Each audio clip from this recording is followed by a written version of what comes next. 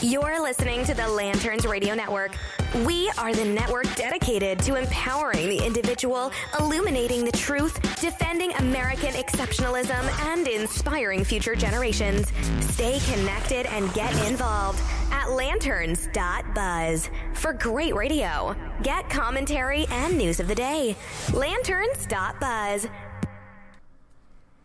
Incoming transmission.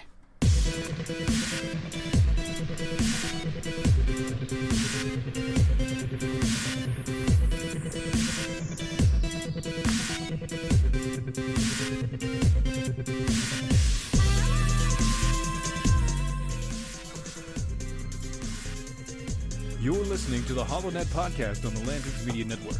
The new conservative resistance begins right here, right now.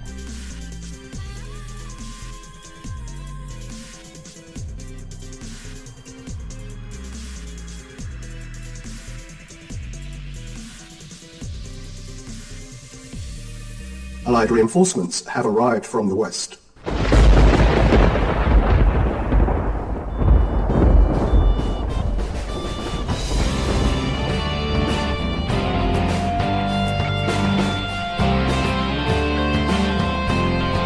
You're listening to the HoloNet on Lanterns Media Network. The millennial conservative resistance begins here.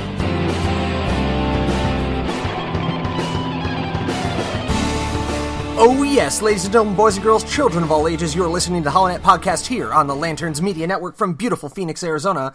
I'm your host, Matt Holloway. Thank you for joining us today, Sunday, July the 29th in the year of our Lord 2018. And today, folks, ladies and gentlemen, today, we need to take a trip over the pond. Make sure your seat backs and tray tables are in the upright and locked position, because here we go.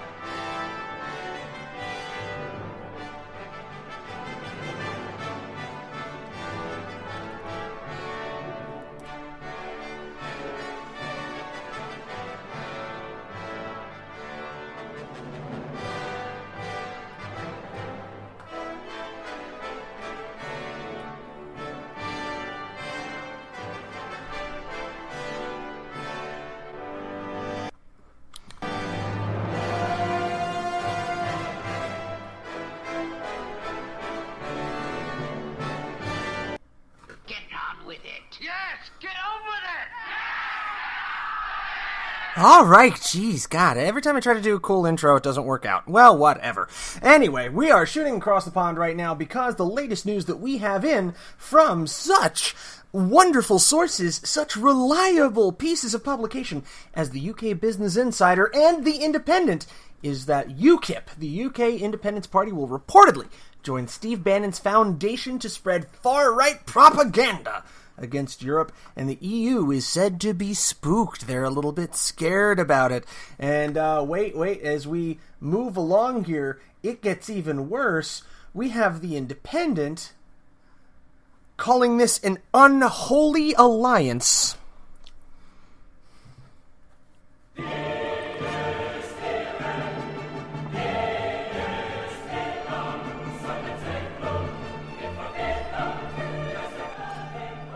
Yes, the UKIP is to team up in an unholy alliance with Steve Bannon's new far-right European movement. The party has pledged to share their experience with this new group.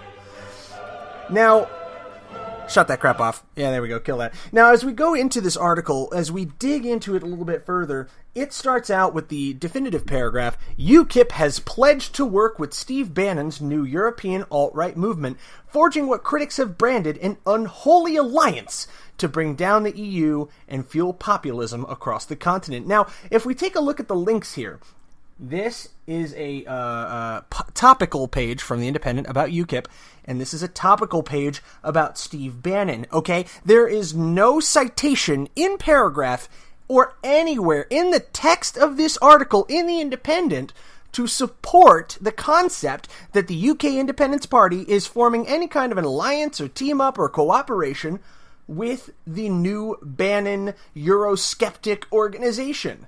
So, the Independent did what we call an attribution story. I'm sorry, the Independent did, from what I can see, a complete and total bullshit story, but the Business Insider did what we call an attribution story, where they basically take the same facts, rehash them slightly, okay, and then they throw credit way down here at the bottom. This read the original article in the Independent, copyright 2018, etc., so on and so forth. So, we have the Independent putting out a BS hit piece insinuating some kind of deep-seated alliance between the UK Independence Party and now disgraced former White House strategic advisor Steve Bannon, who apparently no longer works directly with President Trump, former head of Breitbart News, and then Business Insider just glommed onto it and said, "Oh, it's a sweet headline, my God." Okay, so hit piece, attribution story about said hit piece with absolutely no independent verification of the source. All right? Immediately followed by Gerard Bannon on Twitter, who is a member of the European Parliament and leader of UKIP. So, not just some nobody, pops up fake news alert. UKIP has not entered into any alliance with Steve Bannon.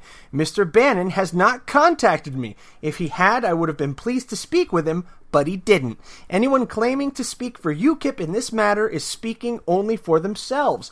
So, what would you think here? Would you think maybe he took a call from Nigel Farage? No, he didn't even talk to Nigel Farage, apparently. There is no follow-up actually being conducted, and this is spreading right now like wildfire through social media.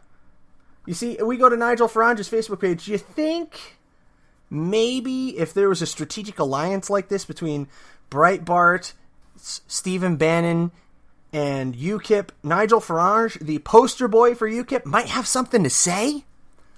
But nope, nada, nothing.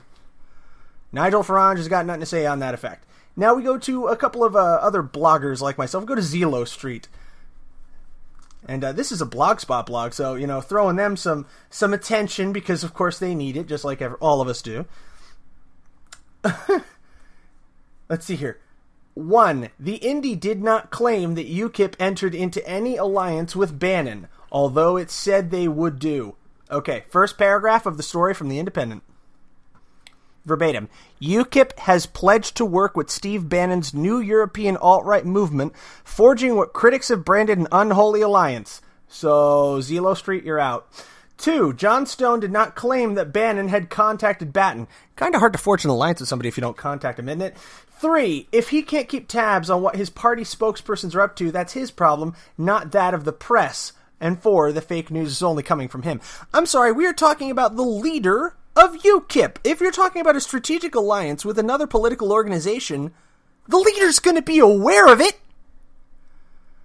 So yes, fake news, ladies and gentlemen, no longer purely a product of the United States, has been successfully exported to the United Kingdom of Great Britain. And now you have people screaming, howling, and braying that UKIP has become aligned with Steve Bannon and, by extension, the alt-right. And it goes, Politico.eu, Steve Bannon, Europe, Brussels, plans populist. Europe's far right doesn't bear hug Stephen back.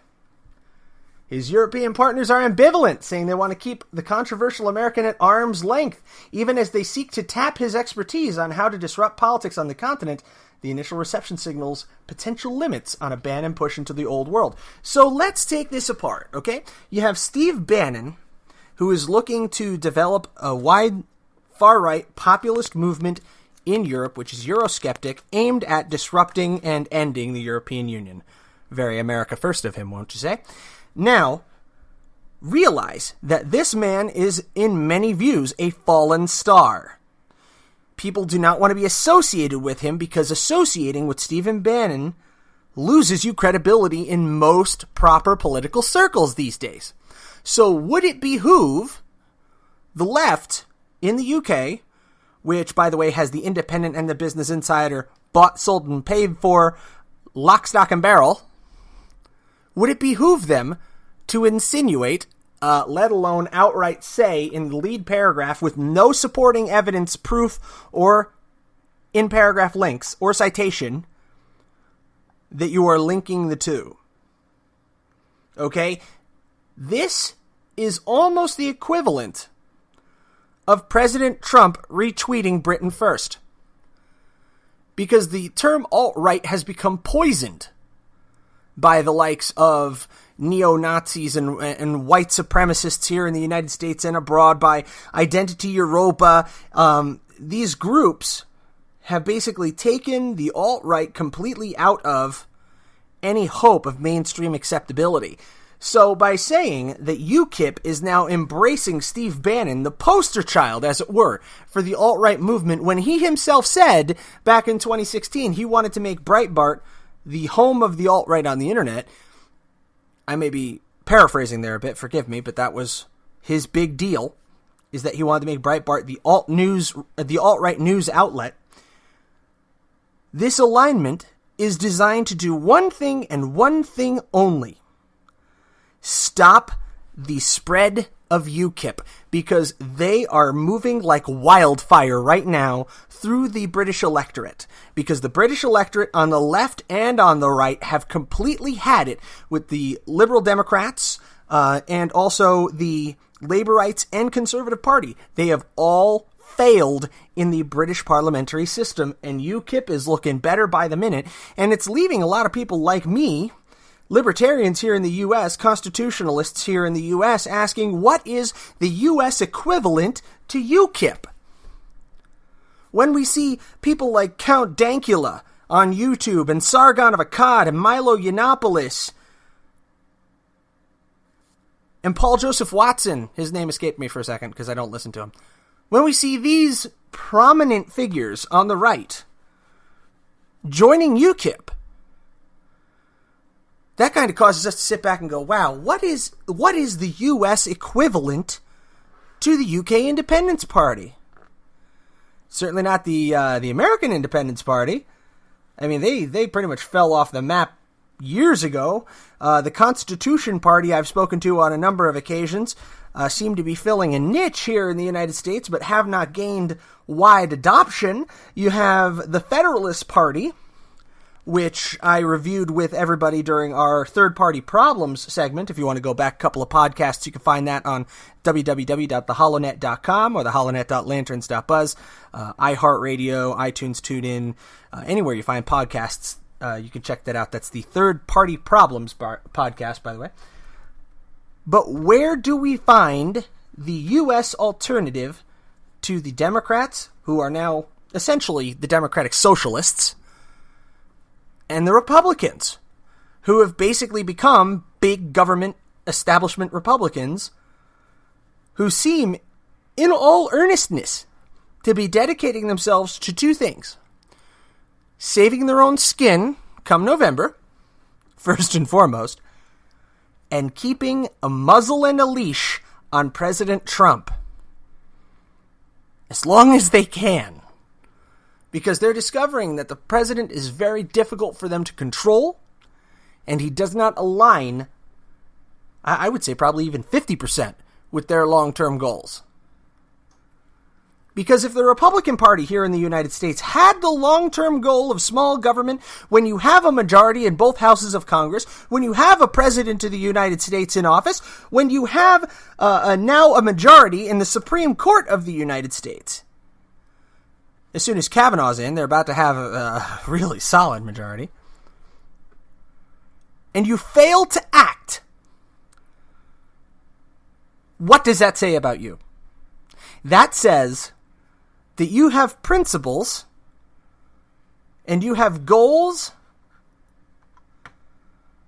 that simply exist for you to be reelected. You don't have a plan to win.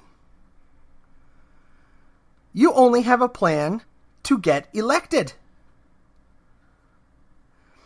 Let me see if I can pull a quote from Ted Cruz here. He said it quite nicely. The American people are frustrated because their elected officials don't listen. When we're home on the campaign trail, we say we listen. And yet something about this Senate floor, something about Washington, D.C., I don't know if it's the water, something in the air, the cherry blossoms, but people get here and they stop listening to the American people. That's it right there. That's it right there. Your Republican congressmen and senators and state congressmen, your governors, everyone who is in the establishment party of the Republican Party, the good old boys, we used to call them, the GOP, the grand old party, have those goals when it's time to vote for them, when it's time to crack open your wallet and give your very legal maximum. And then when that runs out too, hey, we have this really great PAC you can donate to. But that is the only time when the Republican Party seems to listen to us folks here on the right, to we constitutionalists, we small government Republicans, the libertarians, the people who want maximum liberty, minimum government, the people who strive for individualism, not collectivism, and who want true fiscal responsibility out of Washington, D.C. We're going to take a quick break, and when we come back, we're going to jump back across the pond to the U.S., and we're going to talk about Austin, Texas, where they're seemingly having a bit of an identity crisis. You're listening to the HoloNet podcast here on the Lanterns Media Network. Stick around.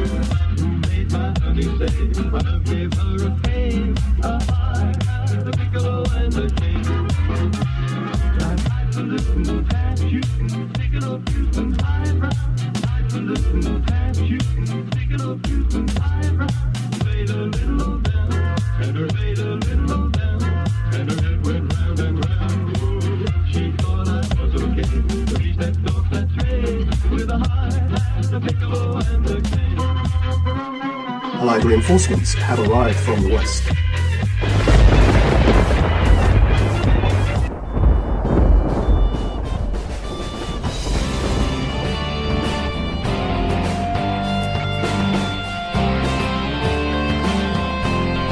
You're listening to the HoloNet on Lanterns Media Network. The millennial conservative resistance begins here.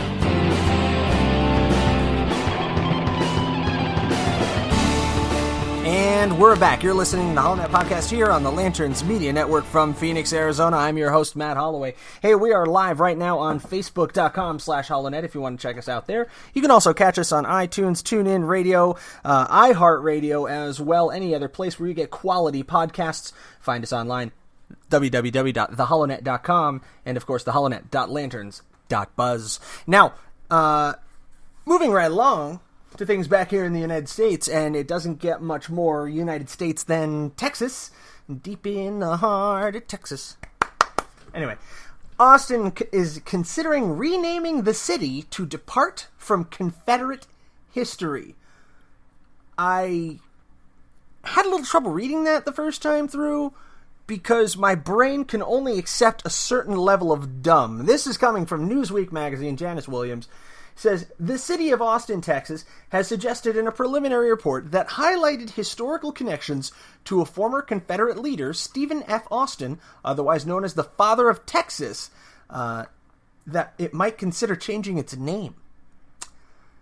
This is in addition to identifying several neighborhoods and towns linked to the Confederacy. The report released by Texas's Equity Office suggested name changes for city streets honoring the Confederacy and Confederate leaders, including slave owner William Barton, the Austin American-Statesman reported Friday. Here's a suggestion, Texas. How about this for a really crazy suggestion? How about, what in the ever-loving hell are you doing having an Office of Equity? The Texas Equity Office?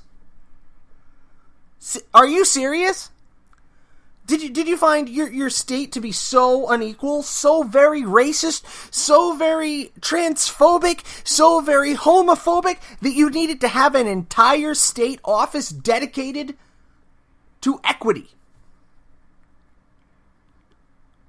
I thought Texas was the last outpost, the last stand of small government. Austin, you disappoint me. Austin, who founded the city in 1839, was notable for his staunch disapproval of an effort to ban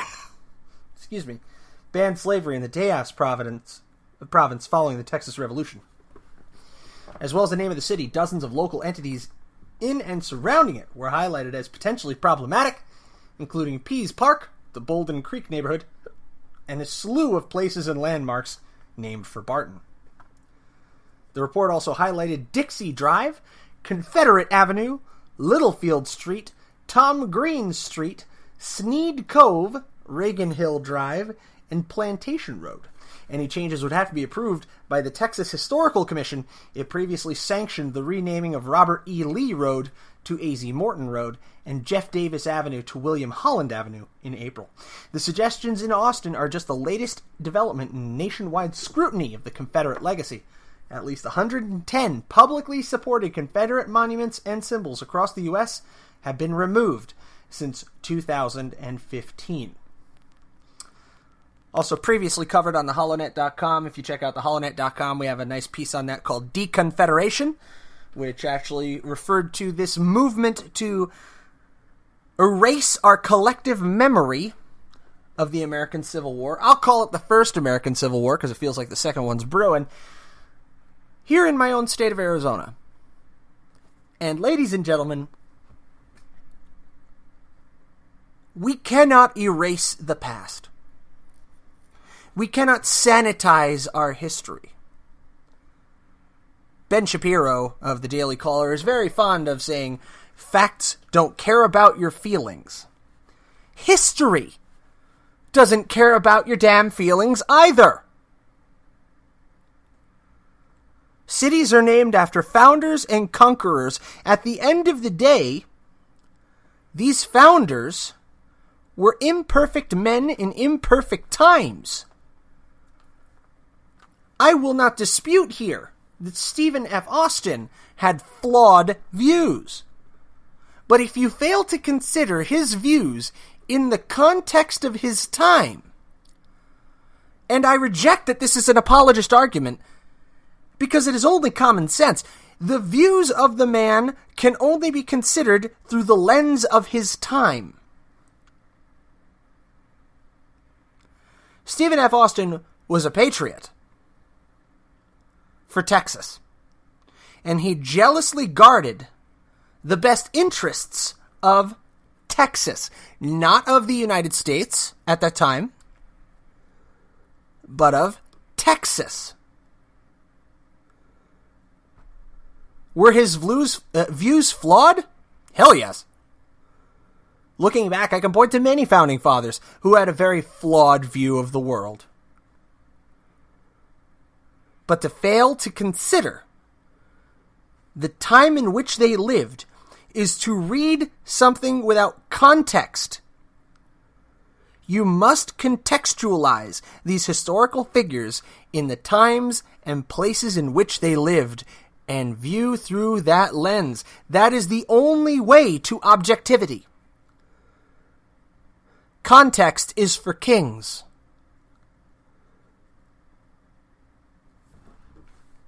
And that's what drives me nuts. That's what drives me nuts about this entire move by Austin, Texas. This seeming identity crisis that Austin, Texas is now having. Because Austin is traditionally a southern city. Yes, Texas was one of the powerhouses of the Confederacy. So are we going to change the name of Six Flags now to Five Flags? Because one of those flags is the Stars and Bars? Is that next? Can't go to Six Flags. You know what that sixth flag is for? Well, the sixth one technically is the United States, you jerk. The fifth one is the Confederacy. Is this our future?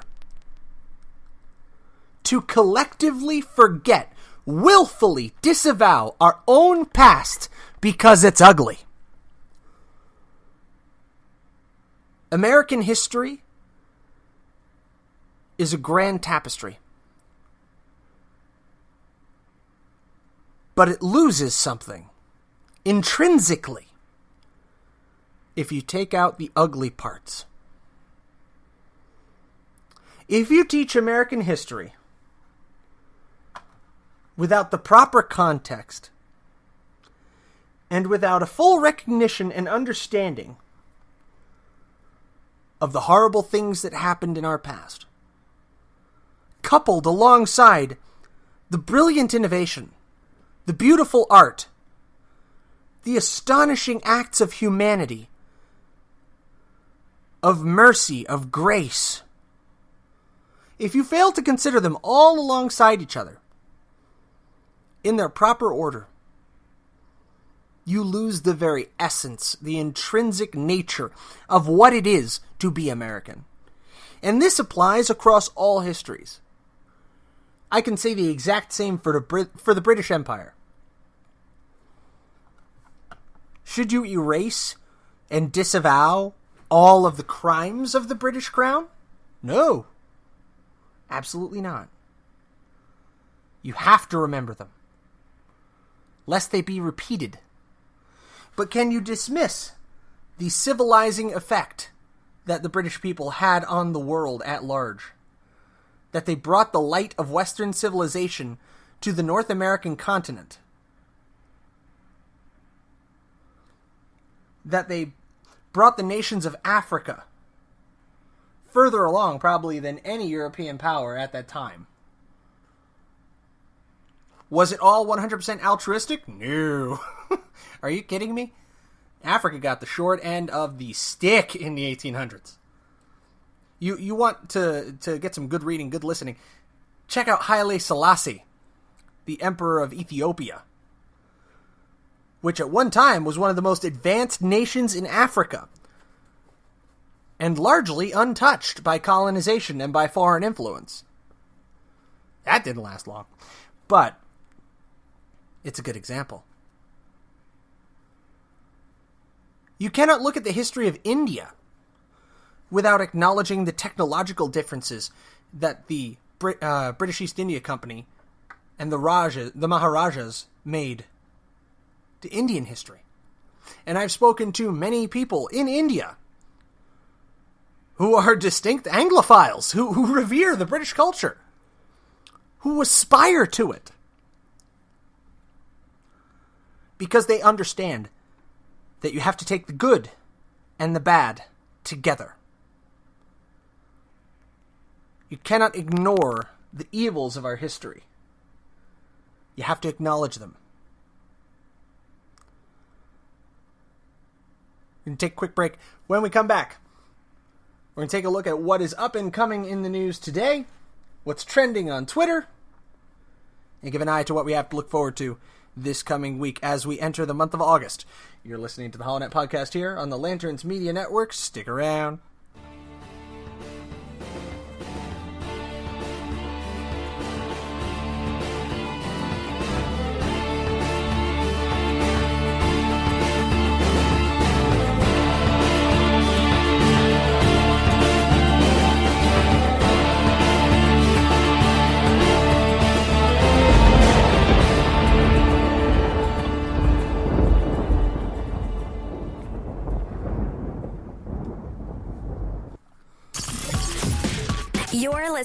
Lanterns Radio Network. We are the network dedicated to empowering the individual, illuminating the truth, defending American exceptionalism, and inspiring future generations. Stay connected and get involved at lanterns.buzz for great radio. Get commentary and news of the day. Lanterns.buzz. Hey everyone, this is Matt Holloway, and I hope you're enjoying our podcast so far. It's been exciting putting this together for you, and I'm looking forward to many more to come. I did want to let you know that in setting up the HoloNet and getting everything launched here, we've gone ahead and set up a page on patreon.com. Now, if you haven't heard of Patreon, Patreon is a website that's similar to other crowdfunding sources that allows you to support on a month-to-month basis those sources, those artists, and those groups that you really care about and that you're passionate about. And I hope that we can ignite passion in a lot of people to become more involved in the political process, and also to become involved in the conversation and to keep that political dialogue alive. So I'd like to humbly ask you today to consider becoming a patron of the HoloNet on patreon.com, and you can access that at patreon.com/theholonet. We have various levels of patronage. You can become a patron for as little as $1 a month, which unlocks exclusive content for the Patreon community, such as a feed of patron-only content. Then you have a $5 option, which gives you behind-the-scenes access to blog about the different inspirations that we have. It'll give you access to patrons-only polling. And then we have a $10 option, which gives you a signed digital poster plus everything else. $20 option, which gives you name in the credits on the site, and all other rewards. And we even have a segment sponsor package available on Patreon, which is $125 a month, which entitles you and your business to a 60-second ad as a segment sponsor during the podcast, of course, subject to content approval. So if you would like to become a patron of the HoloNet, we would be greatly thankful to you, and it's going to go toward a solid cause of generating this sort of millennial constitutional conservative content that is so lacking in our media today. So thank you for your time, for your consideration, and for being a part of the HoloNet. Here we hold the line against the night, and the millennial conservative resistance begins here. Allied reinforcements have arrived from the west.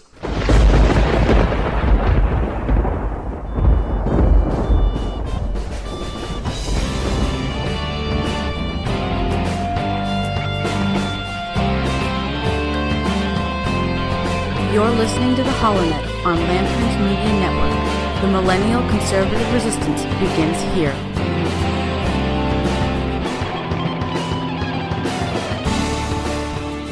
That's right, ladies and gentlemen, boys and girls. You're listening to the HoloNet podcast here on the Lanterns Media Network, coming into the last half hour here for this week. According to The Hill, President Trump blasts the media in calling journalists very unpatriotic for reporting on government affairs. President Trump on Sunday unleashed a tirade against the media, in which he called reporters unpatriotic for reporting the inner workings of the government. In a series of tweets, the president singled out the New York Times, the Washington Post, for writing bad stories about his administration, which he amounted to selling out their country. He said, 90% of media coverage of my administration is negative, despite the tremendously positive results we are achieving. It's no surprise that confidence in the media is at an all-time low. I will not allow our great country to be sold out by anti-Trump haters in the dying newspaper industry, he added. No matter how much they try to distract and cover up, our country is making great progress under my leadership, and I will never stop fighting for the American people. They say Trump, who had a testy relationship with the media since declaring his candidacy, often seeks to discredit coverage he dislikes as fake news. Well, folks, this is nothing new. This is absolutely nothing new. President Trump versus the media has been the name of the game since he declared his candidacy for the election, coming down the escalator at Trump Tower, 2 years ago? If they're just figuring this out now, they're a little bit late to the party. And there's always been a very tenuous relationship between the press and the White House, typically when a conservative president is in power. Look back to the Bush years. Incredibly poor presentation of the administration during the Bush years. Very, very ultra-critical And then the Obama administration, softball. The left slant of the American media has been so flagrantly obvious that the American people, we don't even look for anything different. We expect it. What is different about this president is he is calling attention to it. Is the media undermining the negotiating position of the United States on the international stage? Yes. Are they applying the appropriate scrutiny to the current administration's government? I would say yes, if that same level of scrutiny was applied to every administration.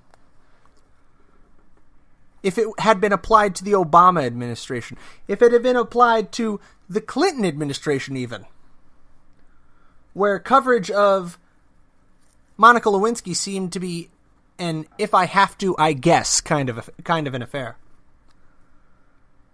It seems to me that the press works very, very hard to establish itself as the watchdog of the American people during conservative administrations, and then joins the rest of the left in celebrating the achievements of the progressive left whenever a liberal is in office. So is it any wonder, as the president said, that people's trust in the media is at an all-time low? It shouldn't be. Trust in the media is very low. Trust in the government is low.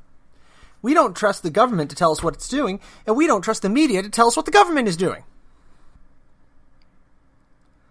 What this is leading to is citizen journalism.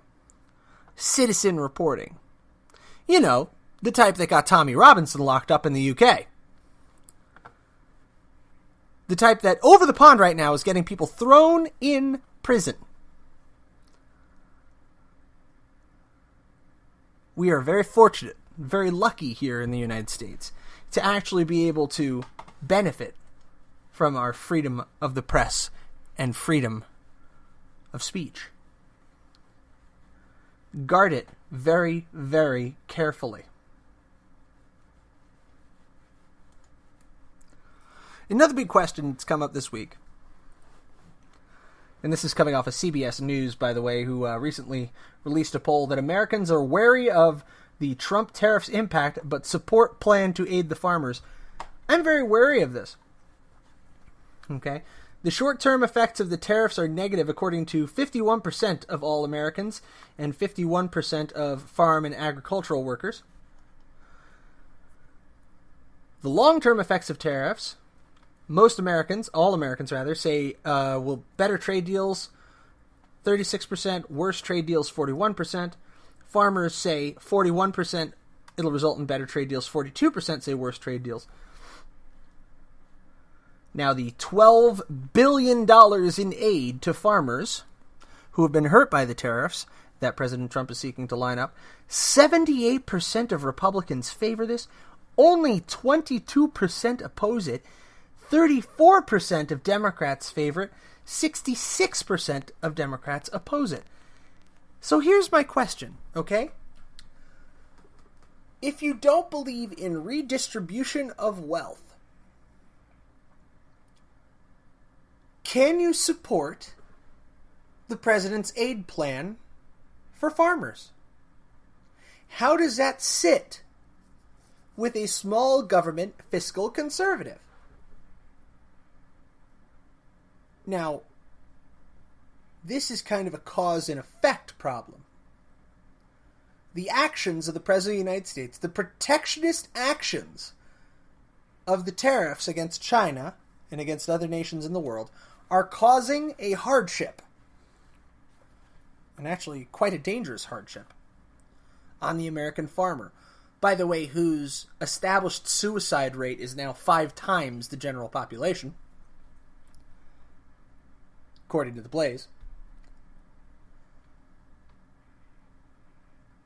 So, the president's actions cause this hardship upon farmers. So to compensate for the problem that they caused through tariffs, the president and the Republican Party are putting forth a $12 billion aid package to give to farmers who have been hurt by the tariffs. So here's a thought. If you didn't apply the tariffs, you wouldn't have the problem that's going to require you to take $12 billion to solve. Am I crazy? Possibly. Is this a big break between me and the president and the Republican Party at large? Definitely. I support farmers.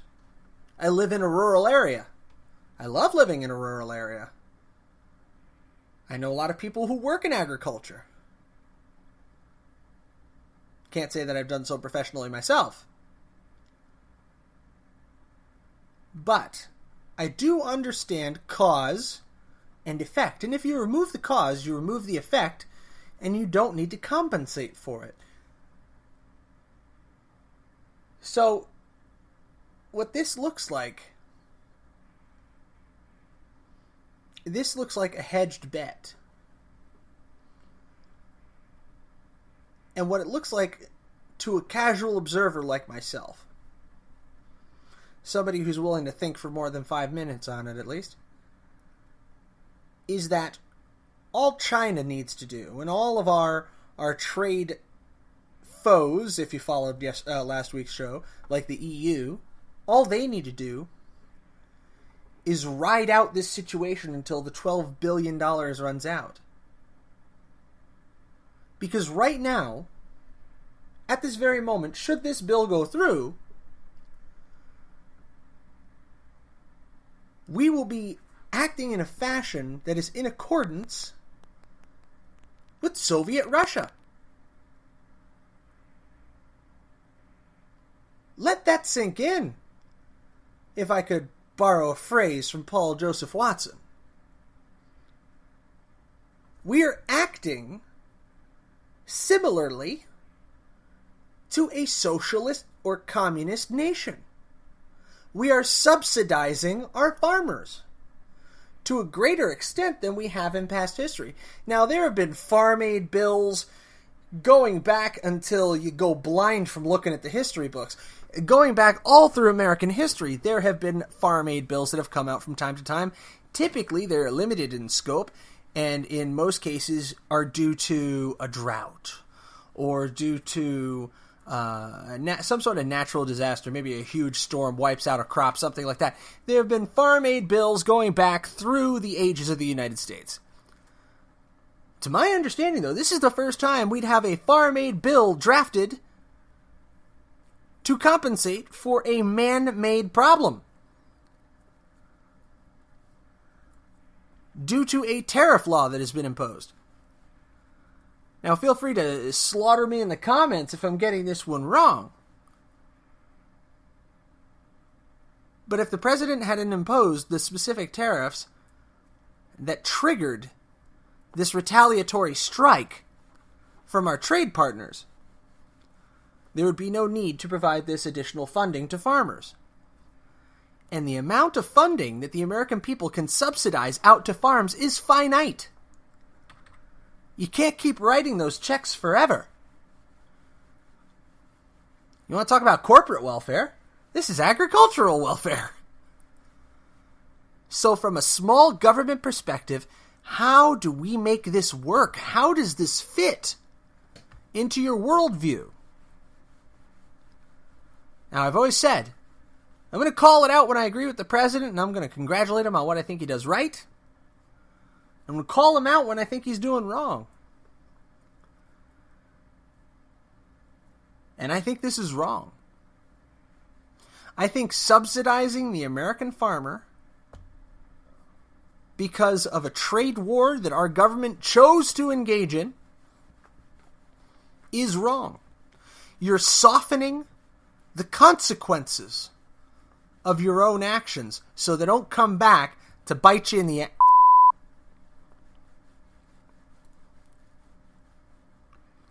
That's all there is to it.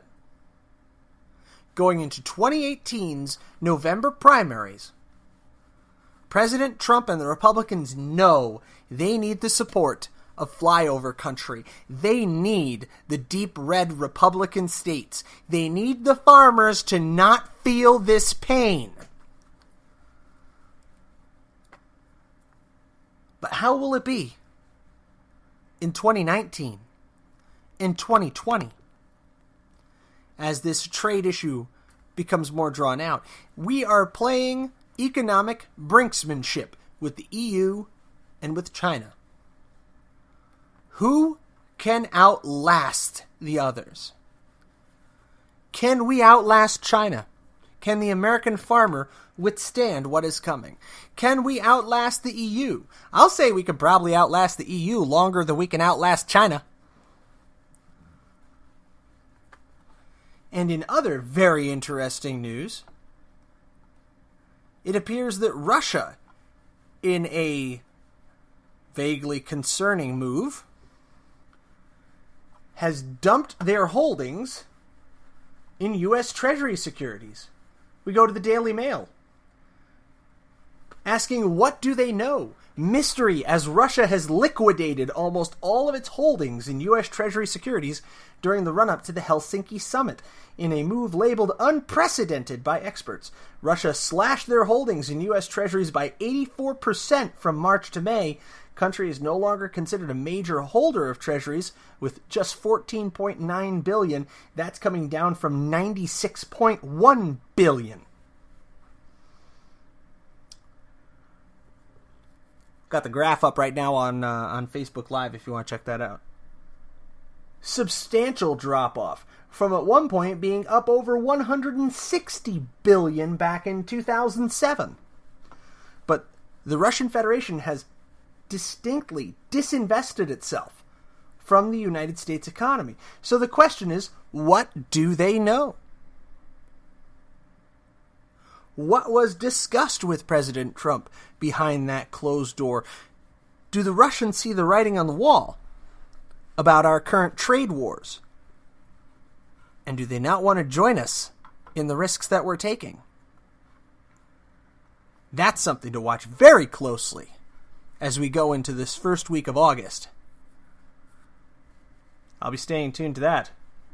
I would recommend you do the very same.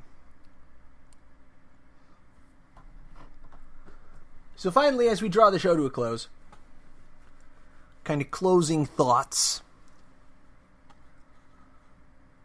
we have to be very, very careful about who our guilt by association is and who we allow others to associate us with,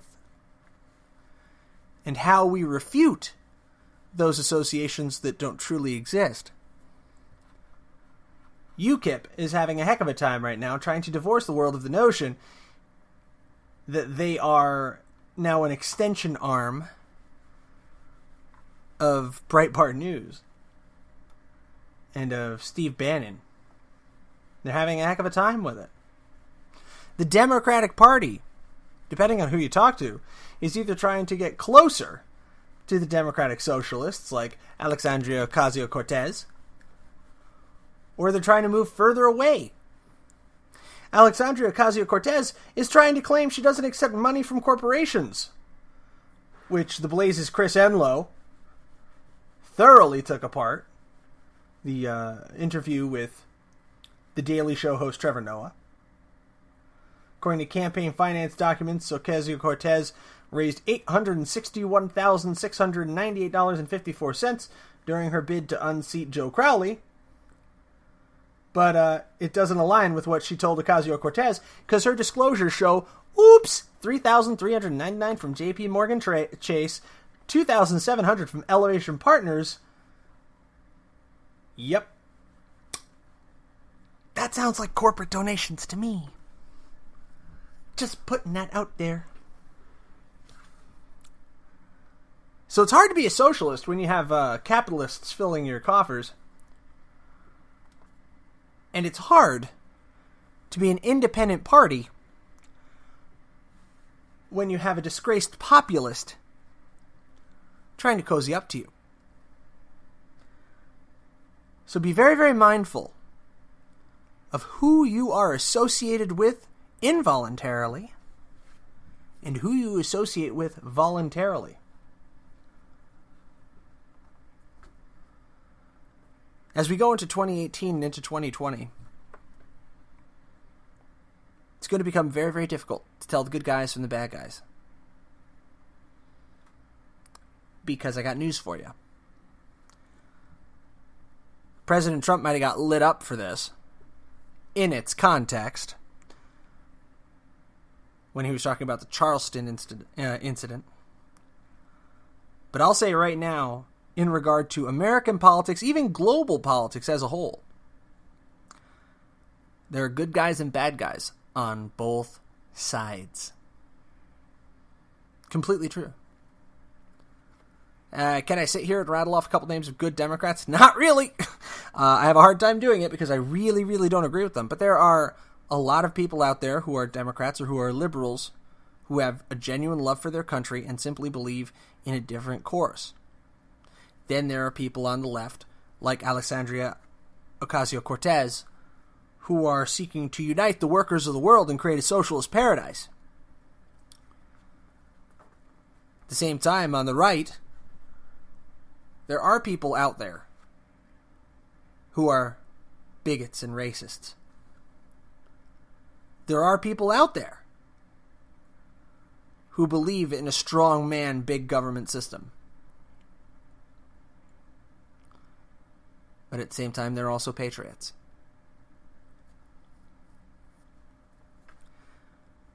Stand your ground on your principles. But make sure you vet people well.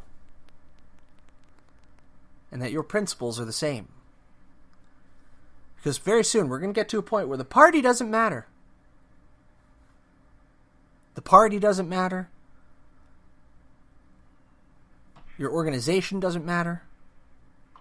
At the end of the day, only your principles will matter. Now, thank you all for listening to the HoloNet podcast here on the Lanterns Media Network.